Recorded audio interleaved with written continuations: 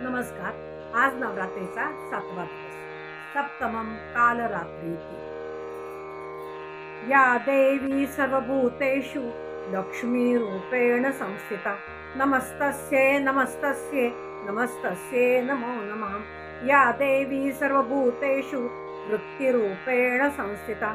नमस्तस्यै नमस्तस्यै नमस्तस्यै नमो नमः. या देवी सर्वभूतेषु स्मृतिरूपेण संस्थिता. नमस्तस्यै नमस्तस्यै नमस्तस्यै नमो नमः.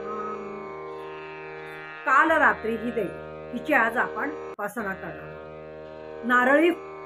नारंगी रंगाची फुलं, केवडा किंवा नारंगी कुठल्याही रंगाची फुलं ही या देवीला अतिशय प्रिय आहे. बेदाणा, काजू, नंतर बदाम यांचा या देवीला नैवेद्य दाखवला जातो. हरभरा डाळीचाही नैवेद्य दाखवला जातो. स्वस्तिक ही आजची या देवीची रांगोळी आहे. हिचे भयंकर रूप पाहून तिला कालरात्री असे म्हणतात.